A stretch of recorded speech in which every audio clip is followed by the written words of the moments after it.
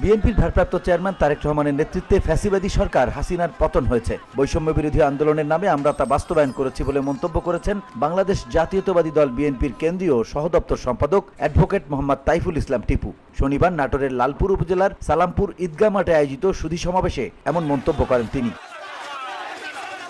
টিপু বলেন, 5 মাস চলে গেলেও আমাদের নেতাকর্মীদের নামে মামলাগুলো এখনো প্রত্যাহার করা হয় নাই, বরং নতুন নতুন মামলা করা হচ্ছে, আমাদের নেতাকর্মীদের গ্রেপ্তার করা হচ্ছে। তিনি বলেন, আমরা নির্বাচন চাই। প্রধান উপদেষ্টাকে উদ্দেশ্য করে বলতে চাই, থানার সকল কনস্টেবল থেকে শুরু করে সব পুলিশ কর্মকর্তা, ইউএনও, ডিসি, সচিব, জজ, ডিআইজি সকলেই হাসিনার সুপারিশে নিয়োগপ্রাপ্ত হয়েছিল।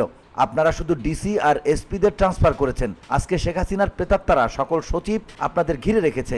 এই সংস্কার না হলে টিপু বলেন, নির্বাচন করবেন 2008 সালের মতো 30টি আসন ধরিয়ে দিতে চান। আগে এই জায়গাগুলো সংস্কার করুন। এই সংস্কার সমূহ না হলে আগামী দিনেও সুষ্ঠু ভোট হবে না। আগামী নির্বাচনের জন্য আওয়ামী লীগের প্রেতাত্মারা যে যেখানে আছে সকলকে প্রত্যাহার করতে হবে। তিনি বলেন, আজকে chairman, member, OC, SI, UNO, ADC এরা সকলে মিলে বিএনপির বিরুদ্ধে ষড়যন্ত্র করছে। আওয়ামী লীগের নেতাকর্মীদেরকে পুনর্বাসন করার চেষ্টা করছে।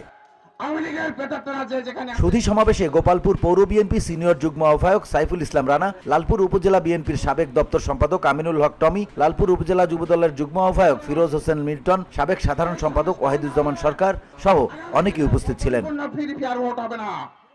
VOD Bangla news desk.